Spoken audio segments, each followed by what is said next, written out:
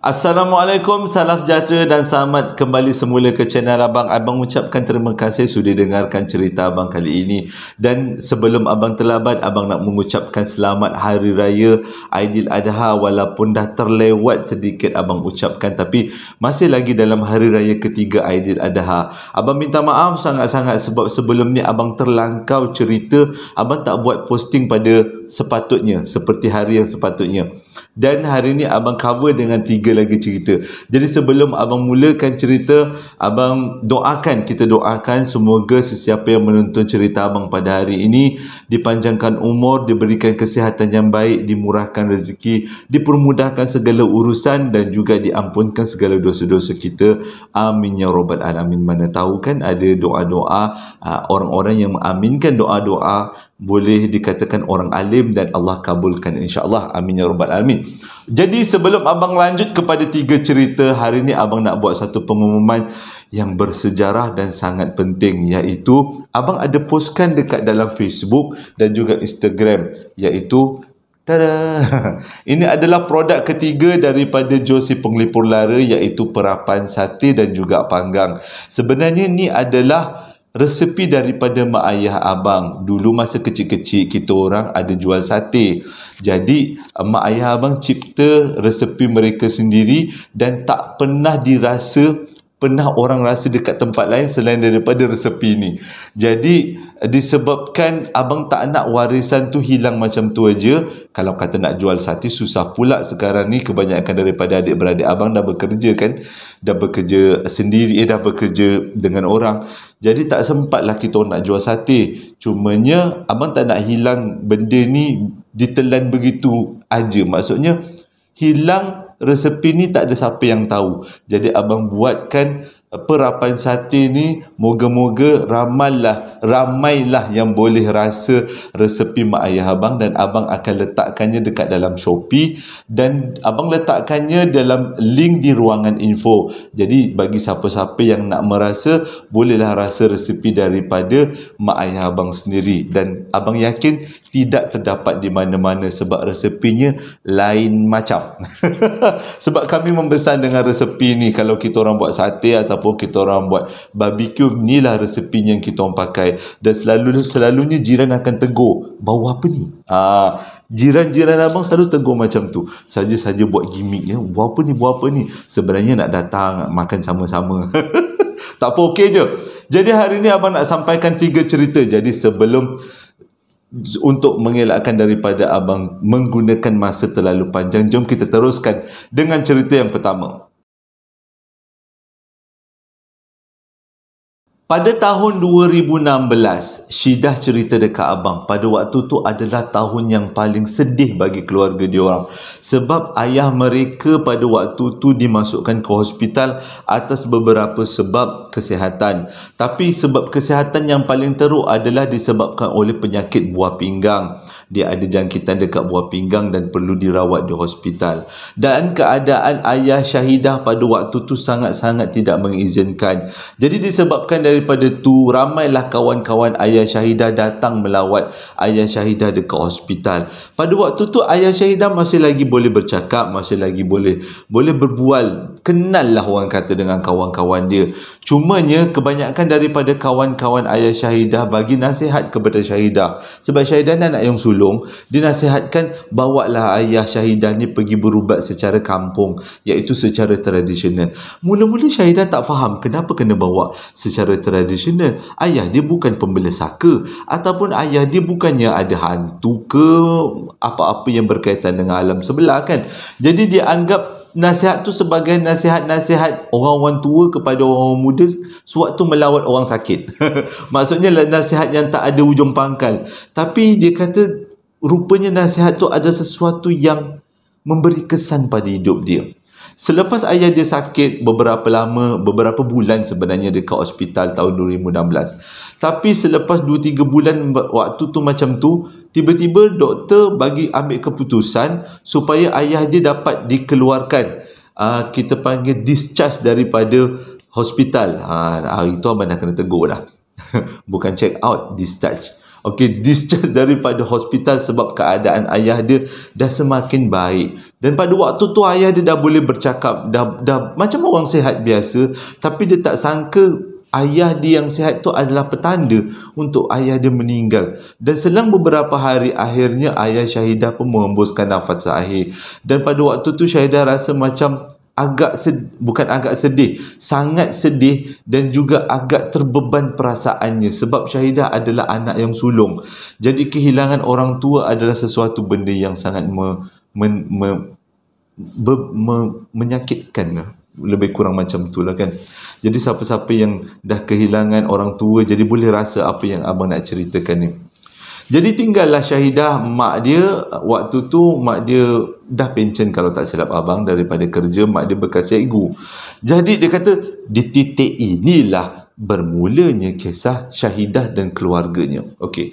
Jadi selepas acara pengkebumian semuanya tak ada apa-apa, dengan kata lain bapak dia tak sempatlah nak dibawa ke perubatan-perubatan tradisional dan bapak dia meninggal dengan aman, alhamdulillah. Semua kita doakan semoga ayah Syahidah ditempatkan di kalangan orang beriman.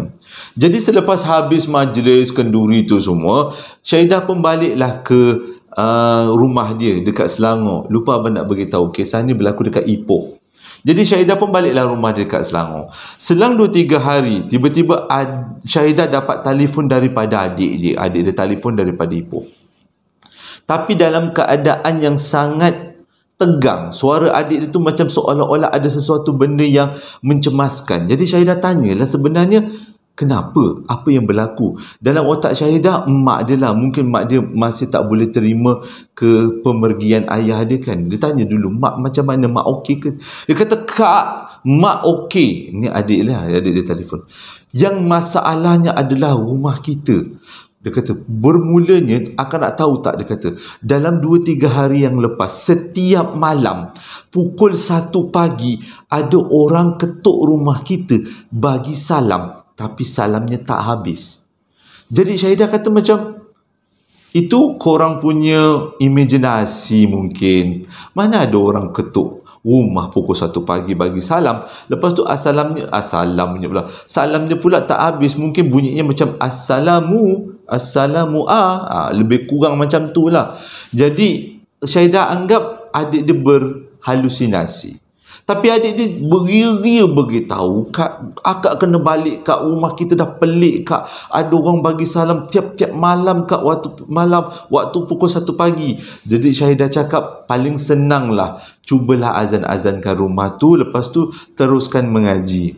Jadi bila letak telefon, Syahidah bincang dengan suami dia. Suami dia kata pelik juga. Dia kata sebab sepanjang dia hidup dengan mak ayah dia, Syahidah hidup dengan mak ayah dia, tak pernah berlaku peristiwa yang macam ni, yang pelik-pelik macam ni. Okey lah, tak ada lepas tu benda tu berlalu macam tu aja. Syahidah anggap benda tu sebagai benda yang perlu dilupakan. Mungkin gangguan alam sebelah ke kan, salah satu sebabnya. Tapi selang 3 hari, adik dia telefon sekali lagi. Kali ni suara adik dia betul-betul cemas. Dimulakan dengan ayat macam ni. Akak tahu tak, kita orang semua dah tak berani tidur dekat tingkat bawah. Lupa abang nak beritahu, rumah dia 2 tingkat. Dia kata, kami semua dah tak berani duduk dekat bilik bawah, dekat tingkat bawah, ruang tamu, ruang makan, ruang TV. Kita orang semua masuk rumah, duduk bilik atas, duduk ruang atas, termasuk dengan mak. Jadi Syahidah rasa pelik. Apa masalahnya kat ruang bawah? Dia kata, akan nak tahu tak, setiap malam, selepas ketukan tu dah tak ada lagi, ketukan orang bagi salam separuh suku tu dah tak ada lagi, rumah kita diganggu dengan gangguan yang sangat teruk kak, dia kata.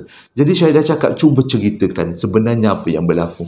Adik dia cakap setiap malam sejak daripada orang bagi salam tu hilang, rumah dia orang kat dapur ada orang masak, dekat ruang bawah macam ada orang ramai-ramai.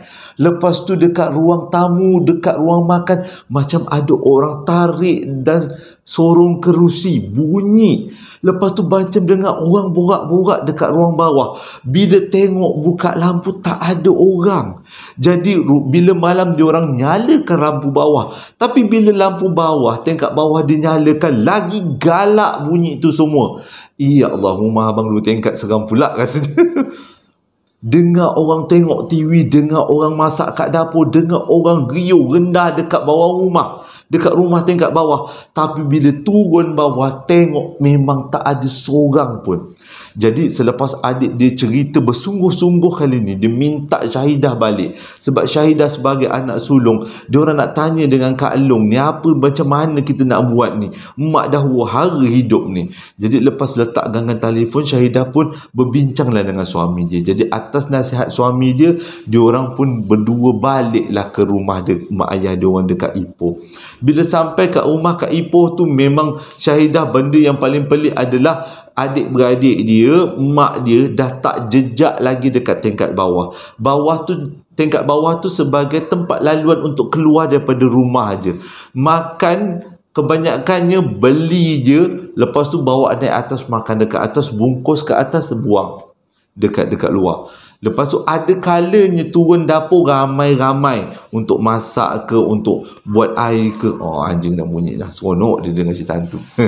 Jadi dia kata kat tingkat bawah tu memang dah tak digunakan macam orang tinggal. Syahidah kata daripada kecil sampai ke besar, dia ni orang yang sangat tak berapa nak takut. Dia kata dia yakin benda tu ada, tapi dia yakin kalau kita tak kacau dia orang tak kacau, dia orang tak kacau kita. Jadi Syahidah cakap malam tu dia dengan suami dia buat keputusan tidur dekat ruang tamu tingkat bawah. Tapi seperti yang Syahidah tak jangka, memang malam tu dia diganggu dengan gangguan yang sangat teruk. Dimulakan dengan bunyi orang masak dekat dapur. Sekali jengah kat dapur, tak ada orang. Lepas tu dengar orang mandi dalam bilik air. Buka pintu bilik air, tak ada orang. Lepas tu dengar orang makan dekat ruang makan. Sekali tengok, kerusinya bergerak, tapi tak ada orang. Waktu tu Syahidah kata apa? Tak boleh jadi. Tapi disebabkan dah terlalu ngantuk malam tu, jadi dia buat dono je lah, buat tak tahu je. Jadi biarlah kau nak berbising ke, nak buat kedui ke, kau punya pasal lah. Jadi Syahidah pun terus tidur. Malam tu aja, bukan malam tu aja, malam-malam seterusnya Syahidah diganggu. Dia dengan suami dia sepanjang duduk dekat rumah tu diganggu dengan bermacam-macam kegangguan. Tapi dia kata dalam banyak-banyak gangguan, ada 3 gangguan sepanjang dia duduk rumah tu yang dia kena teruk. Pada waktu tu suami dia dah balik ke Selangor, sebab suami dia bekerja kan. Syahidah ambil cuti, dia kata pada waktu tu. Kalau tak silap abang, Syahidah ni ustazah, kata silap abang. Kalau tak silap cerita lah kan, dia ambil cuti sebab ada urusan keluarga. Tapi ada 3 kali gangguan yang teruk sewaktu dia duduk kat rumah tu. Pada satu malam, dia kata waktu dia duduk dekat tingkat bawah, dia tinggal dekat tingkat bawah, tengah-tengah dia tidur, dia rasa macam ada cahaya kuat gila, terang gila dekat kawasan tingkat bawah. Bila dia buka mata, dia nampak ada yang kepala berjurai-jurai usus tu, abang tak nak cakap nama, naik tangga dalam keadaan dia punya usus tu mengeluarkan api. Naik tangga slow-slow. Waktu tu Syahidah tengok aja, tak boleh jadi. Mana datang benda-benda ni semua? Jadi selepas benda tu naik atas, benda tu hilang. Tapi Syahidah malam tu tak beritahu dengan adik, dengan mak dia. Besok pagi baru beritahu mak. Dia kata malam tadi ada benda naik tangga, benda sekian-sekian bentuk, kepala berjurai-jurai isi perut. Terkejut mak dia. Jadi diorang bercadang untuk berjumpa dengan ustaz. Berdasarkan daripada mak dia punya kawan-kawan adalah seorang ustaz tu hebat lah, dia kata. Banyak ubat-ubat orang dekat Ipoh Perak. Jadi dia jumpalah ustaz tu. Bila ustaz tu, agaknya ustaz tu tengok geluk jampi agaknya lepas tu. Maksudnya ustaz tu baca-baca lah kan. Tak adalah tengok geluk jampi. Ustaz tu cakap, sebenarnya ayah Syahidah ada saka. Hati Syahidah terus menolak. Ayah aku tak ada saka. Sebab dia duduk lama dengan ayah dia, dengan mak dia. Tak pernah nampak secuit pun bapak dia nyalakan kemenyan ke, ataupun bapak dia bertindak luar biasa ke, ataupun Syahidah sendiri atau mak dia atau adik-beradik dia mimpi tentang orang bagi bayi ke, ataupun orang bagi barang ke. Tak pernah. Mana datangnya benda-benda ni semua? Lagi bila ustaz tu cakap begini-begini, saka-saka macam ni, awak kena buat begini, awak kena buat begini. Syahidah ambil je dan buat aja apa yang ustaz tu buat. Yang ustaz tu suruh. Tapi tetap juga dalam hati dia, dia yakin bapak dia tak ada bela saka. Bapak dia memang orang yang baik. Jadi dia pun tak apalah, dia kata mungkin ustaz tu silapkan, dia kata. Jadi malam-malam seterusnya ada satu lagi gangguan yang buatkan Syahidah terfikir sebenarnya datang daripada mana semua benda ni. Iaitu tiba-tiba satu malam Syahidah dengar bapak dia balik daripada, salah cerita, dia dengar kereta bapak dia masuk dekat dalam garaj rumah. Waktu tu dia dengar betul-betul memang kereta bapak dia, sedangkan kereta bapak dia ada tersadar dekat garaj, tapi dia dengar kereta bapak dia seolah-olah macam ada orang buka gate masuk dekat dalam garaj. Waktu tu Syahidah dalam keadaan yang sedar, dan bila dia pergi ke depan, mak dia turun, adik dia turun daripada tingkat 2, sebab semua orang dengar. Tak ada pun kereta bapak dia, arwah bapak dia landing kat depan garaj tu cantik macam tu je. Jadi Syahidah terfikir-fikir, mana datangnya benda-benda ni semua. Dia rasa macam tak sedap hati. Dan ditambah teruknya lagi bila mak kepada nenek diorang lah, nenek diorang meninggal, macam-macam gangguan diorang kena. Setakat orang masak, orang makan dekat dapur, orang berborak dekat dapur tu macam satu benda yang biasa. Jadi kemuncak daripada peristiwa ni adalah bila satu hari, bila dah banyak sangat peristiwa yang kurang sedap macam ni, jadi diorang pun bercadang untuk buat kenduri. Untuk buat kenduri, waktu tu kenduri waktu siang, waktu pukul 4 waktu tu. Jadi dia kata selepas solat asar orang-orang akan datang, mungkin orang masjid, orang surau akan datang untuk buat bacaan-bacaan kelah macam tu. Jadi waktu tu pukul 4, orang belum habis lagi sembahyang asar, Syahidah dengan keluarga dia duduk dekat dalam rumah. Dan lebih kurang pukul 4 macam tu, dia dengar orang ramai datang ke depan garaj rumah dia orang, seolah-olah orang-orang tu datang untuk menghadiri majlis Syahidah. Jadi waktu tu Syahidah pun ingatkan orang dah datang, dia pelik juga, kan belum sembahyang asar, katanya kenduri mula sebelah sembahyang asar. Jadi ini baru pukul 4, asar pun belum masuk, orang mana datang. Jadi diorang pun satu keluarga pun tak apalah, bangun daripada tempat duduk masing-masing, cubalah nak menyambut tetamu yang datang. Sekali diorang pergi ke depan rumah, tak ada siapa yang datang. Ini bukan malam ni, siang. Waktu tu semua rasa macam ini dah teruk, dah tak boleh jadi, perlu diselesaikan. Jadi Syahidah ambil inisiatif sendiri, kaji tentang siapa bapak dia, kaji tentang keluarga dia sendiri. Dia tak jumpa dengan bomoh ke dengan ustaz ke, dia kaji sendiri. Tapi dia kata hasil daripada kajian dia jumpa satu benda yang pelik. Bukanlah pelik, tapi dia kata mungkin ini adalah puncanya. Iaitu semasa hidup dia, bapak dia ada sebidang tanah, dan bapak dia pesan dekat mak Syahidah, jangan dijual tanah ni walaupun apa yang terjadi. Kalau dijual tanah ni, takut ada benda yang buruk berlaku. Tapi mak dia ambil keputusan untuk jual tanah tu untuk menampung pembiayaan bapak dia sakit. Macam tu lah lebih kurang.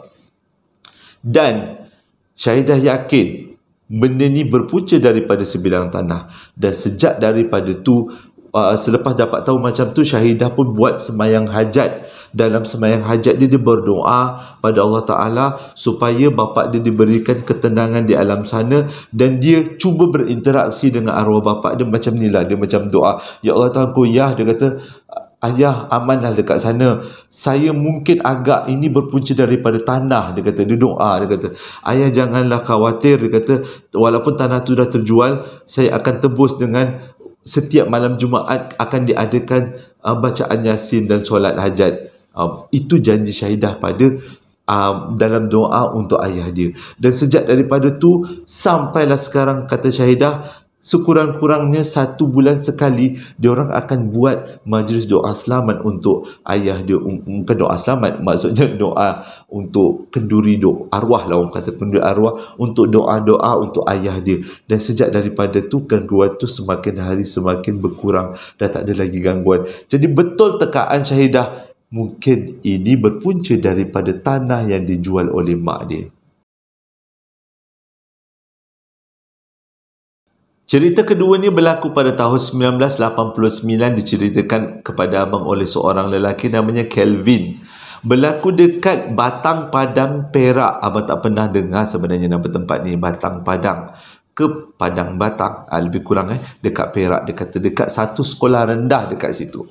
Ceritanya bermula pada tahun 1989. Waktu tu Kelvin cakap mak ayah dia ni kerja menoreh. Jadi pada pagi tu mak ayah dia tak sempat nak buatkan sarapan untuk dia. Jadi selalunya mak ayah dia, mak dia lah terutamanya akan masak, lepas tu bagi dia bawa bekal. Jadi tak payahlah dia beli makanan dekat kantin kan. Jadi pada pagi tu 1989, mak dia mungkin terbangun lewat agaknya, Kelvin cakap pada waktu tu. Tak sempatlah dia nak buat sarapan. Jadi bapak dia bagi, nyah 50 sen. Belilah apa-apa dekat sekolah. Mak engkau tak sempat nak masak sarapan. Jadi diorang pun terburu-burulah pergi menoreh dekat kebun. Jadi tinggallah si Kelvin ni dekat rumah, siap-siap pergi sekolah. Jadi dia pergi sekolah, dia kata tak ada apa-apa berlaku. Tak ada, okey je dia kata. Tapi di tengah-tengah belajar tu tiba-tiba dia rasa dia sakit perut. Lepas tu dia pergilah tandas. Sampai dekat tandas, dia kata pada pagi tu dia tak rasa tandas tu macam hari-hari biasa. Selalunya dia masuk tandas tu, dia kata dia tak rasa seram. Tapi pada waktu tu 89 umur dia masa tu dah jam 4. Dia rasa macam tak sedap hati bila dia masuk tandas tu. Dan dia pun buanglah apa yang patut. Dia balik semula dekat kelas dia beritahu dengan kawan dia. Dia kata kali ni, dia kata dia masuk tandas tu seram lah. Dia kata, kawan dia kata mungkin alah main-main lah tu, dan tak ada apa-apa, perasaan je. Jadi dia beritahu dekat kawan-kawan perempuan sambil-sambil waktu-waktu belajar tu kan. Kawan-kawan perempuan dia cakap, mungkin Kelvin ni suka berangan kot. Dia kata tak ada apa-apalah, tak ada apa pun. Cumanya Kelvin cakap tandas dekat sekolah dia ni terletak betul-betul tepi kubur. Memang selangkah daripada tandas tu adalah kubur. Tapi tak dinyatakan kubur bangsa apa dalam cerita ni. Abang dapat melalui email.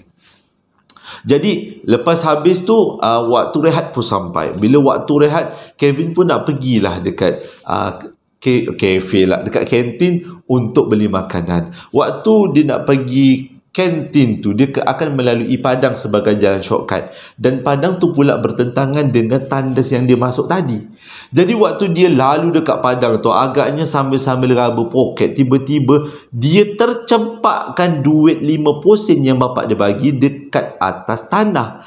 Dah lepas tu, itulah duit yang ada. Takkan tak nak kena cari. Kalau tidak, memang dah tak makan sarapan lah dia. Duit mana dia nak cekau untuk beli sarapan. Jadi dia dalam keadaan yang rasa macam kena cari duit. Dia pun carilah duit dia kan. Cari duit. Waktu dia tengah cari duit tu, tiba-tiba dia dengar orang menjerit. Budak perempuan menjerit-jerit, dan dia tengok ke arah tandas perempuan. Tiba-tiba 5-6 orang kawan-kawan dia perempuan berlari ke arah dia dalam keadaan menjerit dan menangis-nangis. Lepas tu Kevin tanya, dah korang ni kenapa? Tapi budak-budak perempuan tu dah tak boleh cakap, menangis-nangis dalam keadaan huru-hara. Siapa-siapa di kalangan budak perempuan tu boleh komen kat bawah kalau tengok video abang. Mana tahu kan, nak confirm lah cerita ni adalah cerita benar. Tapi abang tahu memang cerita benar. Cuma mungkin ada cerita bahagian-bahagian abang yang tertinggal. Okey, sambung Jadi budak-budak perempuan tu dah menangis-nangis. Kevin dah tak tahu nak buat apa. Keadaan huru-hara pada waktu tu. Ada beberapa orang lagi budak lelaki yang datang kat situ. Kawan-kawan dia pun dibawa ke bilik guru. Sampai dekat bilik guru, cikgu tanya, sebenarnya kenapa menangis? Korang nak tahu cerita dia macam ni. Budak-budak tu cerita, dekat dalam tandas perempuan ada satu tandas yang tak digunakan dan dikunci dari dalam. Pada waktu tu diorang pergi tandas ramai-ramai, lebih kurang 6 orang. Tandas ada 5. Jadi ada seorang tu yang memang tak dapat nak guna tandas, tapi disebabkan yang seorang tu sakit perut, dia pergi tolak pintu tandas paling belakang yang katanya dikunci dari dalam. Bila dia tolak tu, yang dia nampak adalah satu benda, mukanya berdarah, lepas tu mulutnya tenganga, giginya tajam, seluruh mukanya berdarah dan berdengus seolah-olah marah, diganggu. Waktu tu budak perempuan tu bila nampak benda tu, dia menjerit, dia berlari keluar daripada kawasan tandas pergi ke kawasan Singki. Jadi bila dia menjerit-jerit kawan-kawan dia dalam tandas-tandas yang lain pun keluar daripada tandas dan pergi kepada budak perempuan tu. Kenapa kau ni? Kenapa kau ni? Waktu budak perempuan tu tunjuk ke arah tandas. Bila dia tunjuk ke arah tandas, tiba-tiba daripada tandas tu keluar makhluk tadi. Dia badannya separuh, mukanya merah berdarah, lepas tu tangan dia agak besar. Tangan dia mendepa seolah-olah nak memegang budak-budak tu. Semua budak-budak yang ada pada waktu tu nampak makhluk ni, dan makhluk ni terapung, dan waktu tu dia orang berlari menjerit keluar daripada tandas, dan itulah yang Kevin nampak. Tapi Kevin tak nampak makhluk tu, budak-budak perempuan ni yang nampak. Jadi pada mulanya cikgu-cikgu macam budak-budak ni berimajinasi ke apa sebenarnya. Tapi disebabkan yang nampak tu bukan seorang, yang nampak tu ramai, 6 orang nampak makhluk tu separuh badan terapung dengan mukanya berdarah-darah. Jadi cikgu anggap ini adalah kisah benar. Jadi sejak daripada tu tandas perempuan tu tak digunakan lagi, dan semua budak-budak perempuan gunakan tandas guru. Tandas tu ditutup sampailah kes kesihatan dan tandas tu dibersihkan semula. Mungkin pihak sekolah panggil ke apa benda orang alim. Dan selang beberapa hari, mengikut kata Kevin, tandas tu dah boleh digunakan. Tapi sesiapa yang nak pergi kat tandas tu mestilah berteman, tak boleh pergi seorang-seorang. Dan peristiwa ni menjadi satu cerita yang sangat heboh mengikut kata Kevin. Jadi kalau ada di antara penonton-penonton yang menonton video hari ini ada di tempat kejadian, bolehlah komen-komen kat bawah, kita kongsi-kongsi cerita. Cerita yang ketiga disampaikan kepada abang oleh seorang lelaki namanya Nas, berlaku pada tahun 1990. Tapi masih lagi cerita tentang sekolah, berlaku dekat satu sekolah rendah kalau tak silap abang, dekat Jalan Ipoh. Pada waktu tu, Jalan Ipoh Kuala Lumpur lah. Pada waktu tu Nas ikut ceritanya masih lagi berumur darjah 5. Ini antara peristiwa yang paling diingati oleh Nas waktu dia darjah 5. Cerita dia macam ni. Pada tahun 1990 tu, sekolah tu adakan satu majlis untuk pengangkap. Jadi bila majlis untuk pengangkap pada malam, kita kiranya malam penutup lah, akan diadakan satu majlis bernyanyi-nyanyi ataupun membuat persembahan di depan unggun api. Unggun api tu akan dinyalakan secara besar-besar. Lepas tu budak-budak akan buat persembahan dan disaksikan oleh beberapa orang cikgu. Jadi nak jadi ceritanya, pada malam tu diorang semua excited. Nas kata dia dengan kawan-kawan dia excited buat unggun api sebesar-besar unggun api. Dia kata meriah sangat pada waktu tu. Cumanya dia kata majlis persembahan tu patutnya bermula lebih kurang pukul 9 malam. Tapi pukul 8 malam, 8.30, cikgu masih lagi tak turun, masih lagi ada dekat bilik guru dekat tingkat 2. Waktu tu majlis tu diadakan dekat kawasan Padang. Dekat situ ada banyak kemah-kemah pengangkap-pengangkap yang didirikan. Jadi kata Nas memang meriah sangat pada waktu tu. Tapi Nas tak sangka berlaku sesuatu yang luar biasa. Jadi sementara nak tunggu-tunggu cikgu ni, dia kata dia pun lepak-lepak lah dengan kawan dia. Malam tu tak adalah nampak macam pelik. Dia kata okey je mengikut kata Nas. Waktu dia darjah 5, budak-budak darjah 5 kan. Jadi dia kata majlis tak boleh dimulakan selagi cikgu dia tak turun daripada bilik guru daripada tingkat 2. Sebab katanya cikgu-cikgu yang bertugas pada malam tu 3 orang cikgu perempuan, 2 Melayu, 1 orang Cina. Jadi tunggulah, sebab cikgu lelaki tak bertugas malam tu. Cikgu lelaki uruskan makanan untuk pelajar-pelajar. Jadi selepas majlis, diorang akan ada makan malam besar-besaran. Itu diuruskan oleh cikgu lelaki lah kan. Ada kat sekolah kebangsaan di Jalan Ipoh Kuala Lumpur ke Selangor lebih kurang Jadi dia kata malam tu sambil tunggu-tunggu cikgu tak turun-turun, tengok bilik guru menyala terang, lampu cikgu ada, tapi cikgu tak turun-turun. Tiba-tiba tak macam mana bilik guru tu gelap. Jadi dengan kata lain, cikgu-cikgu tu dalam on the way nak turun. Tiba-tiba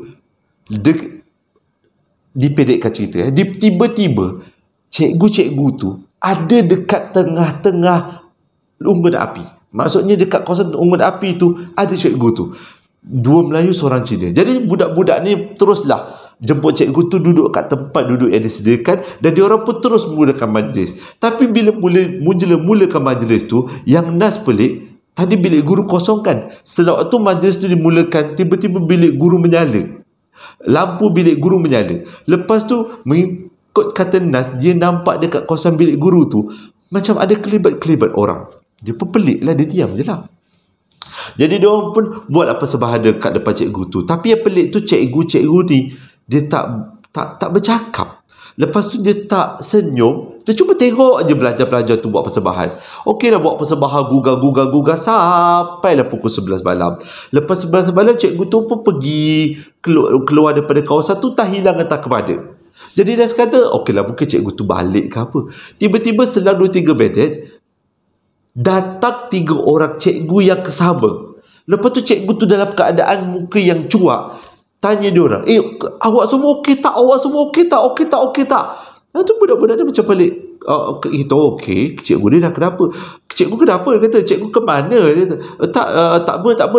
Saya yang penting awak semua okey. Dia kata, awak semua dalam keadaan yang sihat. Ya sihat lah, yang baik. Lepas tu cikgu tu tiga-tiga muka cuak gila. Lepas tu nas waktu tu rasa macam ada yang tak kena ni, kata. Jadi diorang pun tamatkanlah majlis pada waktu tu, dan esoknya pada hari Ahad semualah balik rumah masing-masing. Pada hari Isnin diorang datang sekolah, dan pada pagi tu diadakan mesyuarat tergempar di kalangan guru-guru. Jadi pagi tu tak adalah kelas, dia kata. Jadi selepas habis mesyuarat guru lebih kurang 1 jam, cikgu-cikgu pun masuklah ke kelas masing-masing, termasuk cikgu Nas. Jadi cikgu dia buat satu pengumuman yang pelik pada pagi tu, yang menyeramkan. Cikgu dia cakap, pada malam tu, malam yang diorang buat persembahan tu, 3 orang yang datang ada depan api tu sebenarnya bukan kami, kata cikgu tu. Kami ada dekat bilik guru. Asalnya kami memang nak turun join korang semua tengok persembahan. Tapi waktu kami dekat tengah jalan, sampai dekat kawasan tapak perkemahan, kami nampak kami ada dekat depan api, duduk dekat atas kerusi, dan korang buat persembahan depan kami. Dan kami takut. Kami naik semula kat bilik guru, dan kami nyalakan lampu, dan kami mengintai daripada atas. Kami pastikan korang semua tak ada apa-apa, dan kami nampak ada orang lain yang menyamar macam kami tengok korang buat persembahan. Waktu tu kata Nas, dia dah agak lah yang diorang buat persembahan depan tu adalah bukan cikgu, tapi cikgu daripada alam sebelah. Cerita tu memang heboh pada waktu tu, dia kata.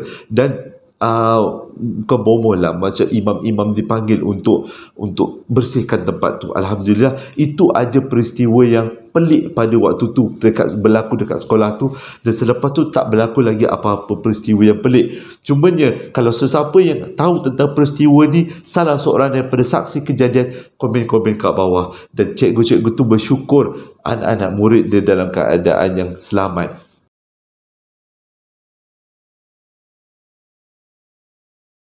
Terima kasih dah menonton video abang daripada mula sampai habis tentang video tentang cerita yang abang sampaikan pada hari ini. Terima kasih sangat-sangat juga dah yang membeli t-shirt abang nak dijadikan cerita, dan juga membeli sambal lara. Dan yang terbaru adalah perapan sate bagi siapa-siapa yang nak rasa resepi mak ayah abang. Dan nak kata dijamin sedap tu abang tak berani, sebab setiap daripada kita rasa lidahnya berbeza-beza. Tapi bagi yang teringin nak rasa resepi warisan mak ayah abang, bolehlah tekan link Shopee yang abang sediakan dalam ruangan info. InsyaAllah lah rasanya sedap, tapi mungkin berbeza-beza pandangan kan. Terima kasih sangat-sangat dah menonton video abang daripada mula sampai habis. Terima kasih sangat-sangat dan yang membeli semua usaha-usaha produk yang abang jual. Sebenarnya susah nak bercakap waktu hidung tersumbat. Hidung abang tersumbat, suara serak-serak sikit, agak susah. Tapi takkan abang nak lambat-lambatkan lagi rakaman video, sebabnya cerita yang abang dapat banyak. Nanti ini kan semua amanah orang kan, abang kena sampaikan. Ada juga yang tanya, bang, bila cerita saya nak sampai bang? Itulah abang rasa macam bersalah sangat-sangat, walaupun dalam keadaan yang kurang mengizinkan. Tapi semangat. Okey, hingga berjumpa lagi dalam posting abang yang akan datang. Assalamualaikum warahmatullahi wabarakatuh.